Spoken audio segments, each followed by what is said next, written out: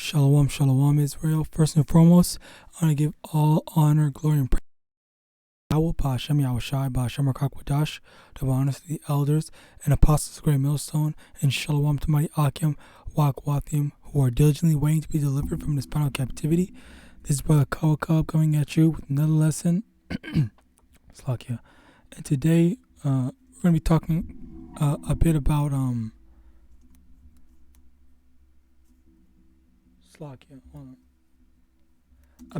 like gods and how Esau believes that he's a god, all right, or is trying to put himself at the position of YAHAWASHI. All right, so I had came across this the injustice things just recently, and it actually made me, as I was watching it, it made me come to that realization as well as make that connection, how in there you have Superman who is trying to do the quote unquote right thing and whatnot, and how he in injustice he is taking it upon himself to be the judge, jury, executioner, all this stuff like that, and being on top of it, telling everyone what to do, this, that, and the third. Basically, the absolute power, or being the quote-unquote God of the people, all right? And the funny thing is that with all the stuff, all the news and stuff like that's been going on, that is basically what Esau is trying to do, because there have been different iterations with the whole injustice thing. You have the game, comics, what was it, the TV show, whatever, movie, whatever. And the thing is, a lot of it, some of them did. I don't know if you have, if whoever's in some of them, there was one thing that I do remember where if someone had said, there were people that made a party in memory of the Joker, and then Superman got mad at that just for them stating their opinions, quote unquote, practicing their quote unquote First Amendment rights, and then he killed them for it. And in addition to that, Superman is able to listen into literally anyone and everyone all throughout his city. I don't know how far it goes, but he has super hearing so that he can hear what people say. So the people are for the most part, they have to watch what they say. And then he also has visions and eyes or whatever, and monitor, and has the ability to monitor most of the city and XYZ and whatnot. All right, and the funny thing is that is what Esau wants to do, and that's the thing. Like most times, all right, Slakia, these types of media, there has to be an inspiration to want to do this. All right, and the inspiration for this is Esau's desire to stand on top of everyone and everything. All right, and then you have that conflict of interest with how you have I really can't say that term. I don't want to say evil and more evil, but the thing is, Esau in general is evil. All right, but you also have the more Superman, I'll just call it Superman side of Esau, that wants to just be at the top, the pinnacle, and rule over everyone. And then you have the quote unquote Batman side of Esau that wants this pseudo wanting to do the right thing type of mindset to him. All right, and that is why that's where the whole divide and disconnect and that constant battle between Esau and himself, Esau and let me get that as a matter of fact.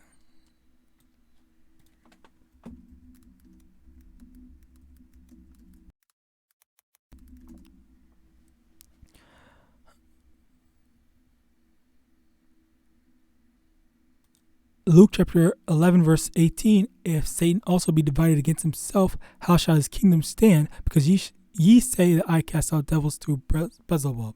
So,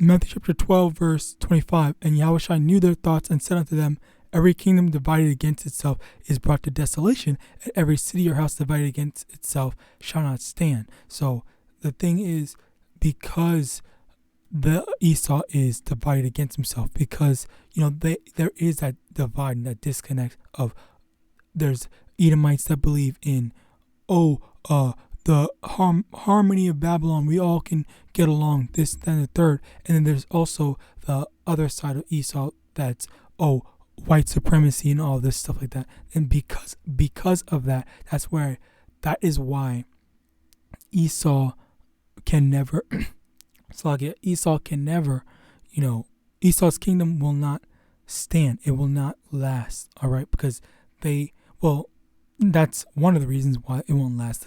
The next reason is because the Lord set them up to be destroyed. All right, but it's just another thing to kind of like show it through prophecy that Babylon cannot stand. Babylon will fall soon.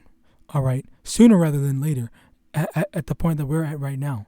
All right, but yeah, that's basically the premise of this lesson. It also it also goes to show how far Esau is going to be setting himself up for his destruction and the end of his kingdom.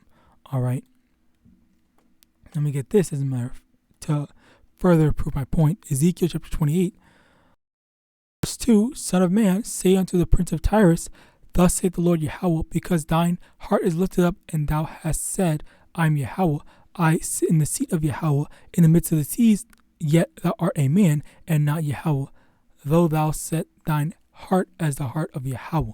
All right, so there was someone, in the scriptures, as we read here, that thinks that they are the Most High YAHAWASHI, they are on the seat, they are on the same level, and all this stuff. That's the delusion that the Lord put on them, all right, in order to show. Let me actually get it down. Verse 7, behold, therefore I will bring strangers upon thee, the terror of the nations, and they shall draw their swords against the beauty of thy wisdom, and they shall defile thy brightness. They shall bring thee down to the pit, and thou shalt die the deaths of them that are slain in the midst of the seas. Wilt thou yet say before him that slayeth thee, I am Yahweh, but thou shalt be a man and no God in the hand of him that slayeth thee. So the point of the matter is that you have these people, or this man in this scripture that's saying that he is the Most High YAHAWASHI, yet the Lord is raising up men, all right, men that don't say that they are YAHAWASHI, men that acknowledge that they are just men, to go down and to defeat him, to slay that same man. And in that same way, YAHAWASHI is going to bring Esau down, because Esau has been trying to do the same thing. If you saw China has this whole social system.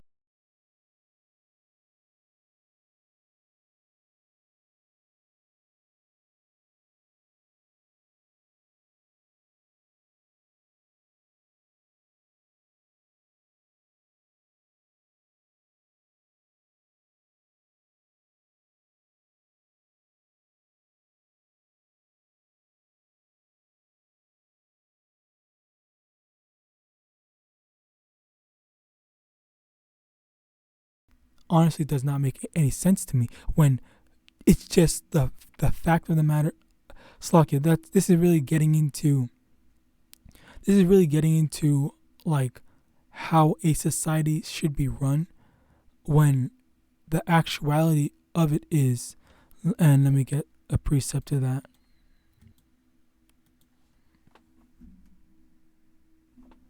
Well, just Slakia, I don't want to get sidetracked. But going back to the main topic, okay? So how China, yes, they got the whole monitoring everything, okay? And Esau is trying to do that with this whole, I believe it's Neuralink, and by extension the MOTB, all right? So with that and the whole CHIP, okay, they're going to be able to see and monitor. And that was also with the new, what's it called, the stores that you can just it's like they set up where as soon as you enter in a store, they already know who you are, they already know your history, and you can just take stuff and leave. You don't even need to go to a cash register. Everything is already just automatically deducted from your account or whatever. Okay, and that's the thing. They want absolute total control over each and every individual. All right, but through the spirit and the willpower of YAHAWASHI, the Lord made it so that it's only if you accept that, it's only if you allow it. So you have to give them permission. They're not going to do it by force. They're going to try to incentivize and by extension threaten you to staying in line, yes, but at the end of the day, it is up to you if you are going to let their threats move you into following in and going along with their plans. All right. So, yes, Matthew 24, verse 12. And because iniquity shall abound, the love of many shall wax cold. Okay, so as we see, as time is going on, as we're getting closer and closer to the end, we see evil has grown greatly. And, the love of, your fellow man or whatever, all right, it's going to nothing. And we see that in today's society, with more, violent crime on the rise, and that it's going to be even getting worse. Okay, how much more worse during the famine? How much worse when people try to go to Esau for, oh yeah, I need this, I need that, and then they say, oh we don't have anything. You have, there's nothing for you here, and then they're gonna have to go try killing other people. So Esau's trying to set up, which he did with the C9, all right. When that happened, people were just going to Esau saying, unconditionally, we're going to follow you. We're going to blindly follow you, no matter what you say or do. We're going to just you are the solution to the problem. And they were blindly following him. All right. And as a result, what happened? I can't say it, but we seen what happened. We had the whole pandemic. Oh fuck! I don't know if I can say it. The epidemic, the whole sudden issue of sudden death syndrome. All right, we had that becoming a huge problem with people dropping like flies all of a sudden. All right. So how are they, Slakia, how are they the solution to the problem when they've created more problems? They're the ones that are creating the problems in order to make you to push you guys into a corner where you only have them. When in actuality, when you are pushed into a corner, you should be calling on YAHAWASHI. All right. Deuteronomy chapter 32 verse 39 should have read this earlier, but 39 verse 39. See now that I, even I am He, and there is no God with me. I kill and I make alive, I wound and I heal. Neither is there any that can deliver out of my hand. Okay, so the Lord is in power. The Lord is the Most High. There is no one that is on the level of Yahawah Ba'Shem Yahawashi. Okay, there's no one that rivals him. He is no rival. He is no equal. All right, and Esau is trying to take that, and that's lucky. That's the funny thing, because I do remember. I believe I did mention this at least twice before.